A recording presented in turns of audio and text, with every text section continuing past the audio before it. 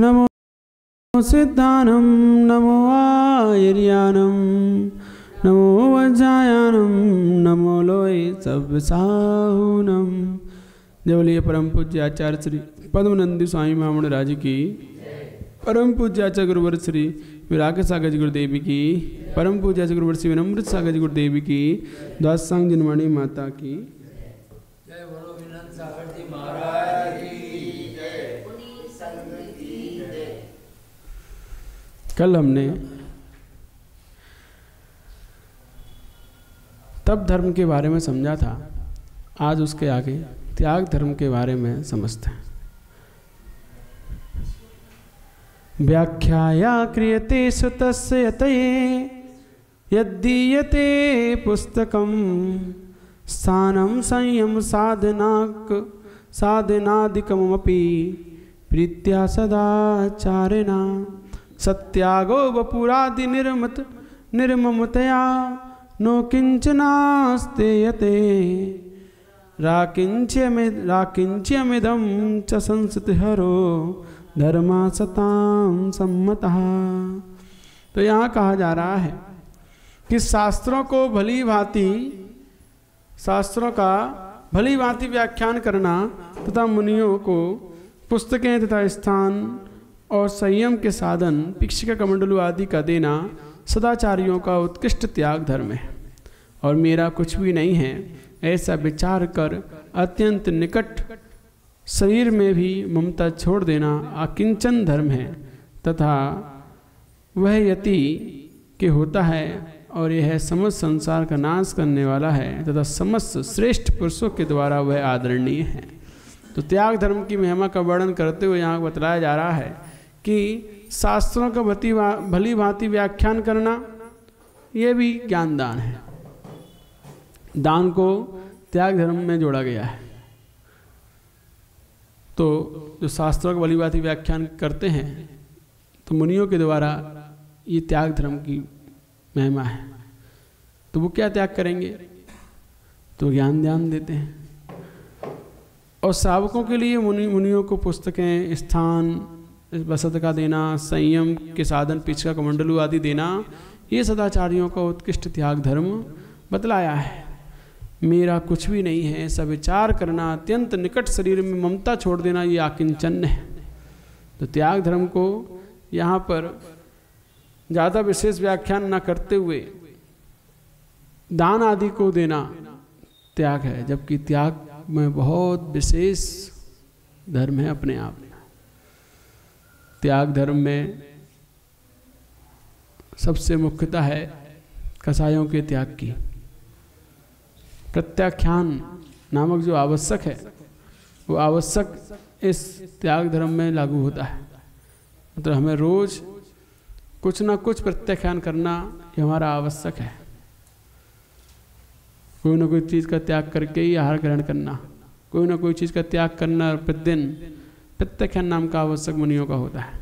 षड आवश्यक होते हैं ना, तो उसमें कहीं कहीं प्रत्याख्यान नाम का आवश्यक लिया गया है और कहीं उसी प्रत्याख्यान की जगह स्वाध्याय नाम का आवश्यक जोड़ दिया गया है। तो सामायिक पहला आवश्यक, दूसरा वंदना, तीसरा स्तुति, चौथा स्वाध्याय, पांचवा कायुत्सर्ग, छठवां ध्यान। लेकिन कहीं कहीं पर स्वाध्याय की जगह प्रत्याख्यान लिया गया है। तो ये अलग अलग आचार्यों के अलग अलग मत हैं। कोई स्वाध्याय लेता है तो कोई प्रत्याख्यान लेता है कि स्वाध्याय भी आवश्यक है, रोज करना है, कृतिक्रम है वो। तो नहीं, त्याग धर्म। तो ये त्याग धर्म की बात चल रही है। तो यहाँ अपने अंतरंग की कसायों का त्याग करना मुख्य त्याग धर्म में आता है। अपने राग देशों का त्याग करना। बहिरंग चीज़ों का त्याग पर तो हम बहुत ध्यान देते हैं कि हमने ये त्याग कर दिया, हमने वो त्याग कर दिया, हमने ऐसा कर दिया, वैसा कर दिया। लेकिन अंतरंग के त्याग करना है, अंतरंग परिग्रह का त्याग करना है। क्या मुनियों के षडावश्यक सामायिक समता जैसे कहते हैं, समता, वंदना, स्तुति और स्वाध्याय, प्रतिक्रमण और कायोत्सर्ग। ध्यान नहीं आता इसमें, प्रतिक्रमण और कायोत्सर्ग। तो कहीं कहीं स्वाध्याय की जगह प्रत्याख्यान भी लिया गया है, ये ध्यान रखना। दो अलग अलग मत हैं, स्वाध्याय प्रत्याख्यान। प्रतिक्रमण भी आवश्यक है, रोज करना होता है।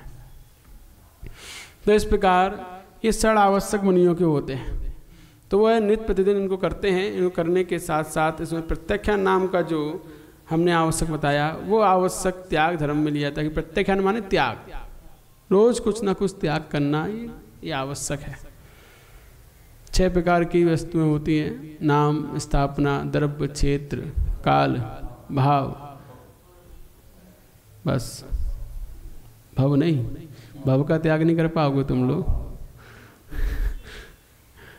तो विन्यास है ना, नाम, स्थापना, द्रव्य, क्षेत्र, काल, भाव, ये 6 होते हैं। तो उसमें इन 6 चीज़ों का त्याग करना। नाम का त्याग तो अपने जीवन में मान, कसाय आदि, नाम आदि के लिए कसायों का त्याग, मान, नाम का त्याग। स्थापना त्याग कि आज के दिन हम कोई ऐसी स्थापना आदि नहीं करेंगे। बहुत सारी स्थापना होती हैं अलग अलग प्रकार की, तो मूलाचार में उसका विवेचन है। स्थापना में अन्य कुमत की स्थापना, खोटे मत की स्थापना, खोटे मत का किसी प्रकार का अपने जीवन में स्थापित नहीं होने देंगे। ये स्थापना प्रत्याख्यान। नाम का त्याग, किसी का नाम बिगाड़ने का त्याग, किसी का नाम नहीं बिगाड़ेंगे, किसी के नाम है ना, किसी के नाम की हंसी नहीं करेंगे। ऐसे नाम का त्याग होता है। और अपने भी नाम की बड़ाई नहीं करेंगे, तो ये नाम प्रत्याख्यान है। स्थापना प्रत्याख्यान हो गया। नाम, स्थापना, द्रव्य। आज हम द्रव्य में बहुत सारे शरीर में, तो शरीर में राग नहीं करेंगे, शरीर में सजावट, श्रृंगार आदि नहीं करेंगे।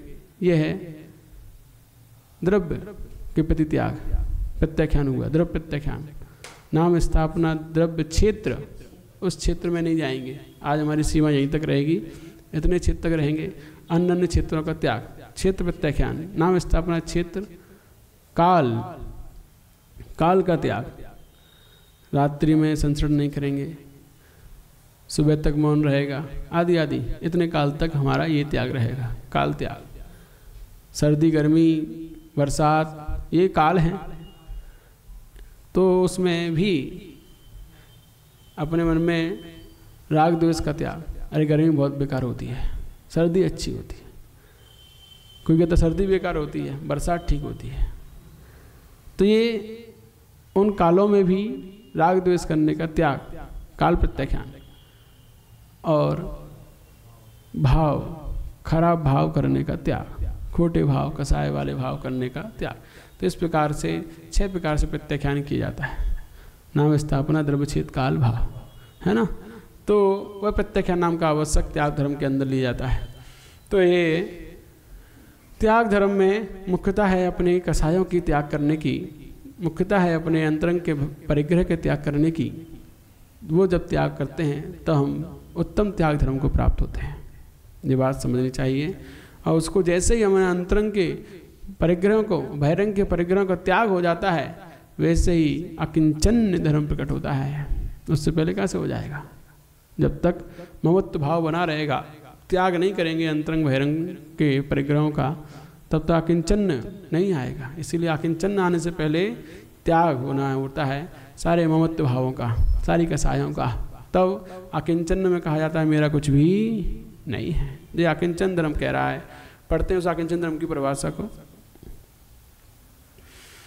विमोहा मोक्षाय स्वहित निरताचारु चरिता गृहादि त्यक्त्वा ये विदधति तपस्वेपि विरला तपस्यन्तोऽन्यस्मिन् न पियमिनी शास्त्रादिदता सहाया सूर्यूये ते जगती यमिनो दुर्लभतरा।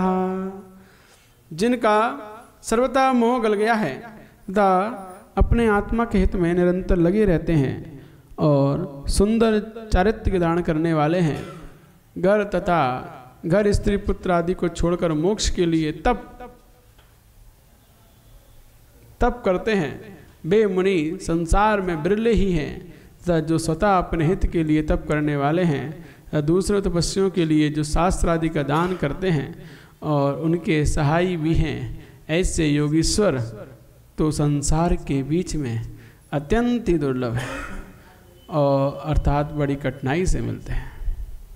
ऐसे मुनीश्वर बहुत कठिनाई से मिलते हैं जिनका सर्वथा मोह गल गया है, अर्थात संसार में किसी भी एक परमाणु को भी जो अपना नहीं मानते, मेरा कुछ भी नहीं है, इस प्रकार समस्त द्रव्यों से मोह को हटाकर जो आत्महित में निरंतर लगे रहते हैं, सुंदर चारित्र्य धारण करने वाले हैं, घर स्त्री परिवार आदि सबको छोड़कर मोक्ष के लिए तप करने में संलग्न रहते हैं, वे बिरले हैं और स्वतः ही अपने आत्महित के लिए तप करने वाले हैं, अपने लिए भी स्वतः अपने हित के लिए तप करने वाले हैं, स्वतः किसी कहने से नहीं, अपने आप अपनी अंतरंग की भावना से उत्तम विचारों से अपने लिए हित करने में सदैव तत्पर रहते हैं।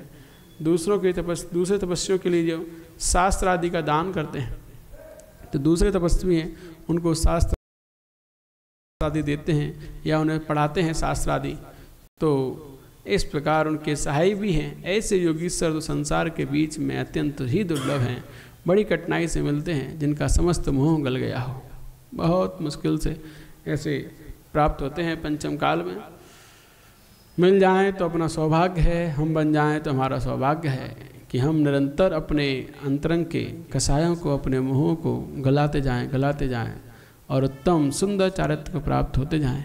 यही हमारी साधना है और यही पुरुषार्थ चल रहा है कि अपने कसायों को जीतना, अपने मोहों को कम करना, अपने अंतरंग में कैसी भी परिस्थिति हो, हर परिस्थिति में समता भाव रखना, यही मुख्य साधना है। चाहे वो अनुकूल हो या प्रतिकूल हो, हर परिस्थिति में मुस्कुराना, आनंद में रहना ही अपने अंतरंग की साधना कहलाती है ना। तो ये जीवन में बहुत आवश्यक है अपने मोह को गलाने के लिए। आइए आगे और पढ़ते हैं आकिंचन धर्म के।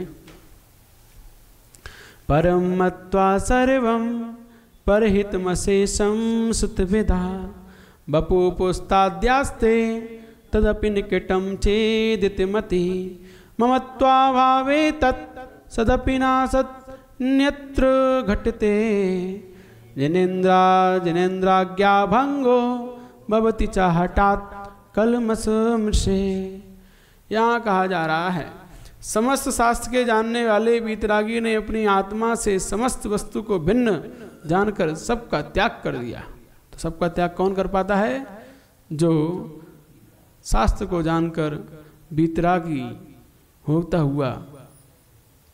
है, वही अपनी आत्मा से समस्त वस्तु को भिन्न जानता है और भिन्न जानने पर ही त्याग कर पाता है। जब तक अपना मानोगे तब तक त्याग कहाँ से कर पाओगे? तो शास्त्र को जानने के पश्चात वीतराग भाव उसके साथ आत्मा को जानकर, आत्मा से सब चीज़ को भिन्न जानकर सबका त्याग करना अकिंचन धर्म है। यदि कहोगे कि सबको छोड़ते समय पुस्तक आदि का क्यों नहीं त्याग किया? शास्त्र तो रखते हैं, उसका त्याग क्यों नहीं किया? शास्त्र हैं, पेन है, डायरी है, इनका त्याग क्यों नहीं किया?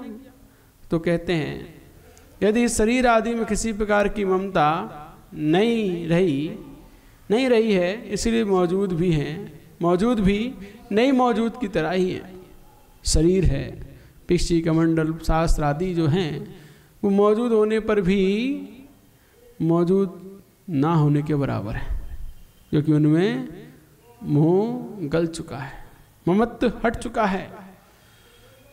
अर्थात मुनियों का शरीर आदि बिना आयु कर्म के नाश हुए छूट नहीं सकता। यदि वे बीच में छोड़ देवें तो उनको प्राणघात करने के कारण हिंसा का भागी होना पड़ेगा।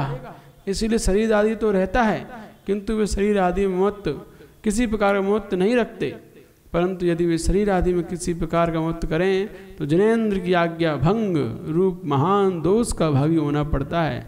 अर्थात जब तक ममत्व रहेगा तब तक वे मुनि ही नहीं कहलाए जा सकते हैं। तो कहने का मतलब शरीर आदि को वो किसी प्रकार का ममत्व करते हैं शरीर आदि में, तो जिनेंद्र आज्ञा भंग का दोष लगता है। जिनेंद्र भगवान की आज्ञा है, शरीर आदि से समस्त चीज़ों से अपने ममत्व को उठाओ, मोह को गलाओ, और मोह को गलाकर आत्म ध्यान में संलग्न हो जाओ, ये उनकी आज्ञा है। और इस आज्ञा को जब हम नहीं पालते तो कहीं ना कहीं दोष लगता है। वर्तमान में ये दोष लगता है कि शरीर आदि से ममत्व बना रहता है। कारण हीन सेनन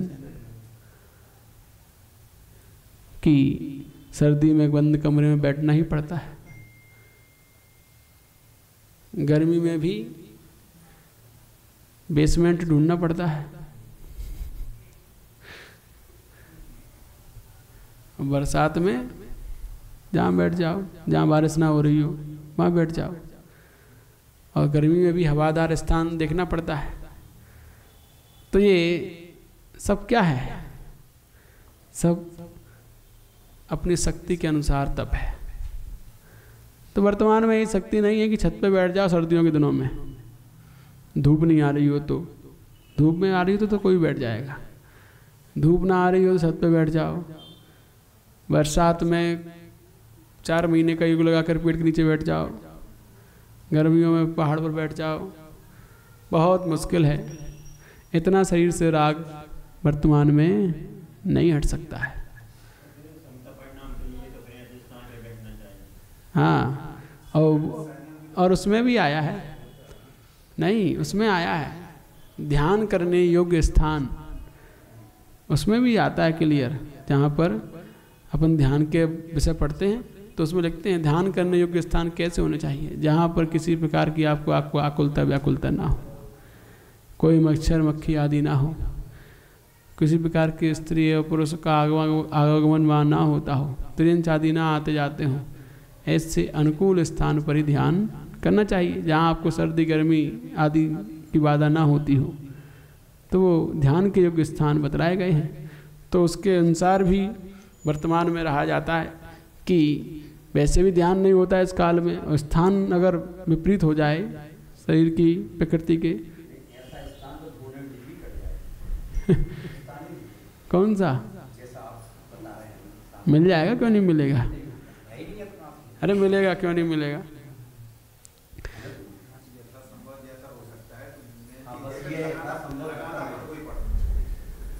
ऐसा भी स्थान है, अपना कमरा जब बंद कर लो, गेट लगा लो, तो किसी का आवागमन नहीं, कोई मच्छर मक्खी नहीं, है ना।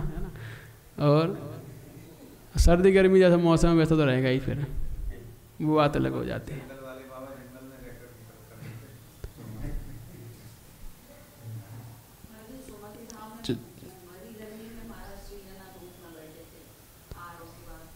वो बैठ सकते हैं, हम भी बैठ सकते हैं, उसमें क्या है, लेकिन उसमें ध्यान नहीं होता है। हमने क्या कहा, ध्यान नहीं होता, हम ही बैठे हैं, तेज धूप में बैठे हैं छत पर, पाटे पे नहीं, जमीन पर, हाँ तो बहुत उतारे हैं, लेकिन ध्यान नहीं होता उसमें। उसमें सिर्फ सहनशीलता बढ़ती है, नहीं सहनशीलता बढ़ती है सिर्फ। आप सोचो ध्यान हो, नहीं होगा, आपको बस सहनशीलता बढ़ेगी और मन में ये आएगा कब 1 घंटा पूरा हो, जल्दी हो, बार बार कि अपनी सामयिक पूरी हो जाए जल्दी। तो वहाँ पर एक सहन शक्ति वो बढ़ जाती है। और जब भी आपको ऐसी क्रियाएं करनी होती हैं तो आचार्यों की आज्ञा होती है कि आप हमेशा ऐसा तप कर रहे हो तो आप एकांत में करो, ऐसे स्थान पर मत करो जहाँ लोग आपको देखें। यदि ऐसे स्थान पर करते हो तो कहीं ना कहीं भाव ये है कि हमारा उस तप के माध्यम से नाम हो कि महाराज जो कितने तपस्वी हैं, कैसे हैं, क्या धूप में तप कर रहे हैं, अरे बड़े तपस्वी महाराज, प्रशंसा हो, कहीं ना कहीं भाव उसमें बैठा रहता है, इसीलिए सबके सामने खुले में कर रहे हो। नहीं तो ये भाव नहीं है, ऊपर छत पे जाओ, छत पे जाके बैठ जाओ, कौन देख रहा है वहाँ, तब तो वहाँ भी होगा, लेकिन वहाँ नहीं, वहाँ बैठे आंगन में बाहर, तो वो एक भावना दूसरी हो जाती है। तो इसीलिए आचार्यों की आज्ञा है कि हमारा लक्ष्य ना भटके, उसके लिए तप करना है, एकांत में करो, वही श्रेष्ठ है। आगे ब्रह्मचर्य धर्म का वर्णन करते हैं। यह संगाधार में तच्चलति लघुचा यतीक्ष्ण दुखोपधारम मित्पिंडीभूत भूतम कृतभौ विकृति भ्रांति संसार चक्रम ता नित्यम यन मुमुक्षुर्यति रमलमति शांतमोह प्रपश्यज्जामी पुत्री सवित्री रिव हरणदुष तत्परम ब्रह्मचर्यम। यहाँ कहा जा रहा है जिस प्रकार कुंभकार का चाक जमीन के आधार से चलता है तथा उस चाक की तीक्ष्ण धारा रहती है और उसके ऊपर मिट्टी का पिंड भी रहता है तथा वह चाक नाना प्रकार के कुसूल स्थास आदि घटों के विकारों को करता है, उसी प्रकार संसार रूपी चाक के आधार यह स्त्री है। अर्थात यह स्त्री ना होती तो कदापि संसार में भटकता ना फिरता तथा इस संसार रूपी चाक में अत्यंत तीक्ष्ण दुखों का समूह ही धार है। अर्थात संसार में नाना प्रकार के नरक आदि दुखों का सामना करना पड़ता है और इस संसार रूपी चाक के ऊपर नाना प्रकार के जीव जो हैं बेही पिंड हैं, याद समझनी चाहिए। संसार रूपी चाक देव मनुष्य आदि नाना प्रकार के विकार कराकर जीवों को भ्रमण कराते हैं, अतः स्त्री ही संसार चक्र का कारण है। इसलिए जो मोक्ष का लासी है उन मनुष्यों को, स्त्रियों को माता बहन पुत्री के समान मानता है, उसी के उत्कृष्ट धर्म का भलीभांति पालन होता है। अतः ब्रह्मचारी मनुष्य को चाहिए कि वो कदापि स्त्रियों के साथ संबंध ना रखें। ये बात यहाँ समझाई जा रही है। संसार का कारण कौन? स्त्री। ये ध्यान रखना, हमेशा शास्त्रों में पुरुष प्रधान व्याख्यान किया जाता है ना।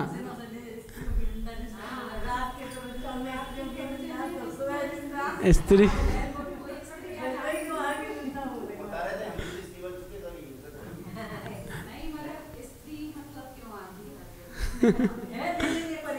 तो क्यों आती है?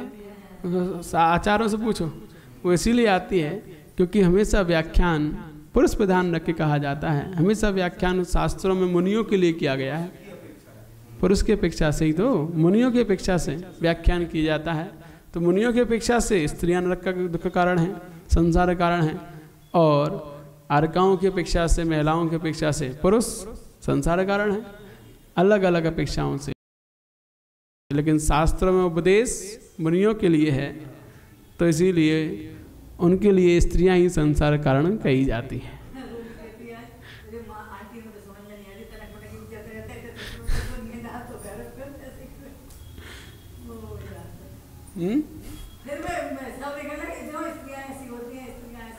अच्छा, जिस प्रकार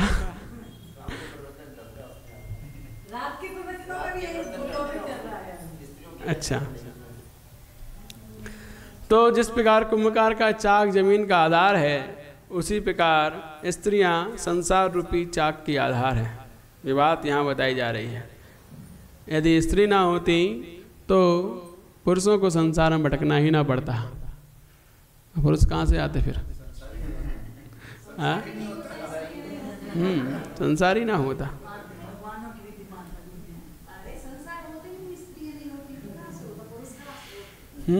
तो इसीलिए तो संसार की वृद्धि स्त्रियों से ही होती है। यदि स्त्रियां ना होती तो पुरुष कहाँ से होते और संसार कहाँ से बढ़ता? बढ़ ही नहीं सकता था। जितने थे उतने ही निपट के चले जाते, मोक्ष हो जाता। लेकिन संसार की वृद्धि होती है और वो होती रही है, अनंत अनादिकाल से अनंत काल तक चलती रहेगी। तो यहाँ पर सीधी बात यह है, हम जो पढ़ते हैं ना पूजन में, संसार में विश्वैल नारी तज गए जोगीश्वरा, तो यहाँ पर नारी को क्या कहा? विश्वैल कहा है, विष की बेल।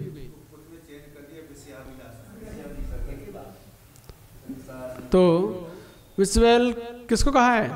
नारी को, ना कि माता बहन, ना कि माता बहन को, है ना, पुत्री। इन माता बहन पुत्री को विश्वैल नहीं कहा, विश्वैल कहा है नारी को।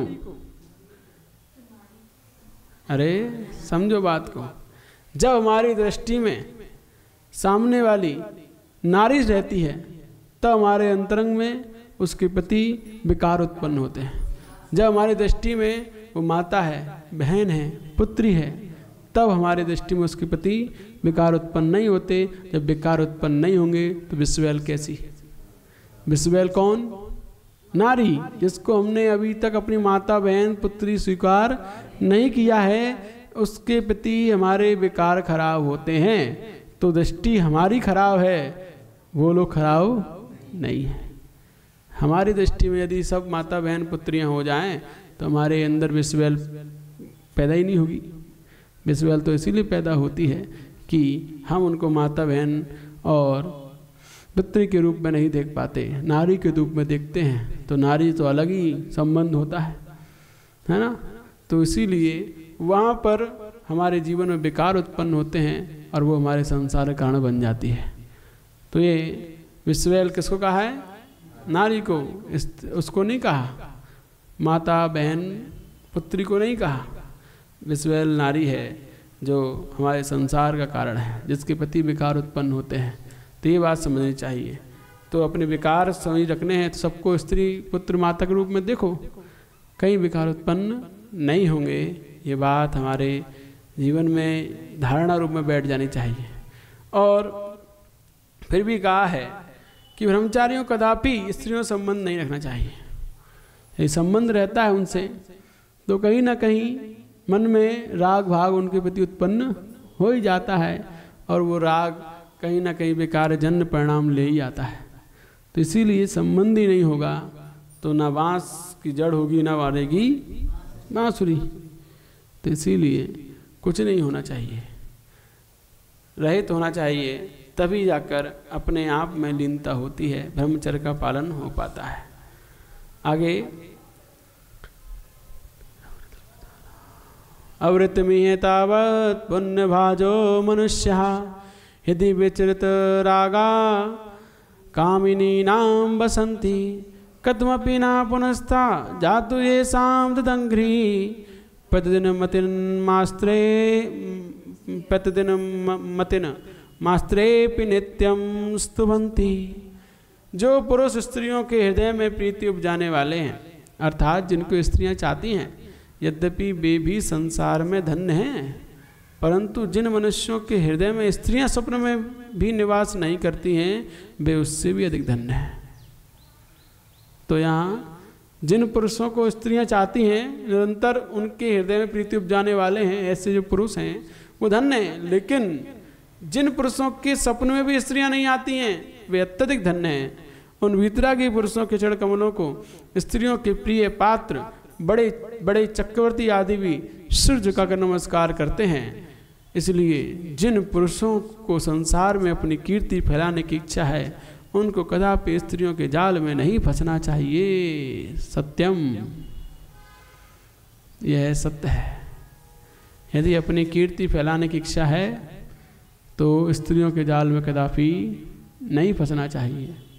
ये उपदेश मुनियों को दिया जा रहा है कि यदि आप चाहते कि आपके संसार में नाम बना रहे, प्रतिष्ठा बनी रहे, नाम धूमिल ना हो, तो स्त्रियों के चक्कर में मत फंसो, अन्यथा नाम सबसे पहले उनका ही खराब होता है जो इन स्त्रियों के चक्कर में फंस जाते हैं।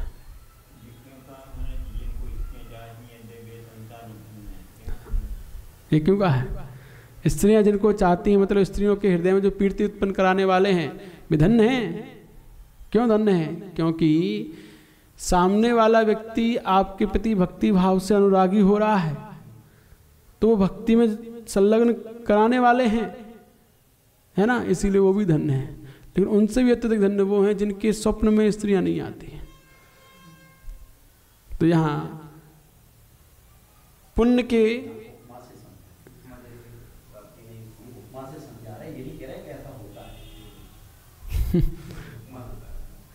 कहने का मतलब यही है, जो मुनराज स्त्रियों को धर्म में लगा दें, धर्म से जोड़ दें, है ना, उनके हृदय में धर्म के प्रति प्रीति उत्पन्न करा दें, और उस प्रीति धर्म के प्रति उत्पन्न बाद में होगी, पहले मुनराज के प्रति होगी, तब धर्म से जोड़ पाएंगे।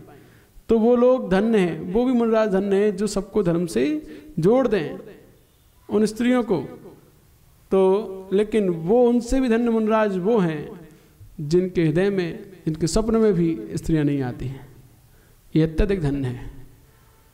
उन वीतरागी पुरुषों के चरण कमलों को स्त्रियों के प्रिय पात्र, तो स्त्रियों के प्रिय पात्र कौन है? बड़े बड़े चक्रवर्ती आदि सिर झुकाकर नमस्कार करते हैं।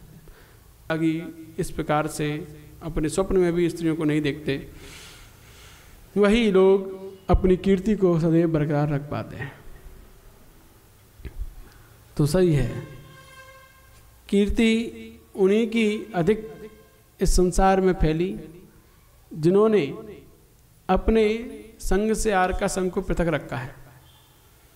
साथ साथ में रखा तो वहां कीर्ति उनकी डाउन हुई है, और अलग अलग रखते हैं तो उनकी कीर्ति निरंतर बढ़ती रहती है, फैलती रहती है। तो ये साक्षात प्रैक्टिकल देखा गया है कि यदि साथ में स्त्रियां हैं या आर का संग है, साथ में दीदियां आगदी हैं, तो कहीं ना कहीं अपकीर्ति होती है, और कोई नहीं है तो कोई किसी प्रकार की अपकीर्ति ना होकर कीर्ति बढ़ती है। तो इसीलिए इनका साथ पंचम काल में नहीं होना चाहिए। कोई पंचम काल में चित्त बहुत अस्थिर है। हाँ, तो इसीलिए यहाँ साफ साफ आचार्य भगवान कह रहे हैं कि स्त्रियों के जाल में कदापि नहीं फंसना चाहिए। ठीक है, इसका आगे कल एक और पढ़ लेते हैं, चलो पढ़ लो। वैराग्य त्याग दारु द्वय कृत रचना चारु निश्चय निकायै पादस्थानै रुदारै दश भी रणगता निश्चलैर्जान दिष्टे योग्या साधा रुक्षो से पद सदनम गंतुमित्तेषु केशां नो धर्मेषु त्रिलोकीपति भी रपि सदा स्तूयमानेषु हिष्ठि।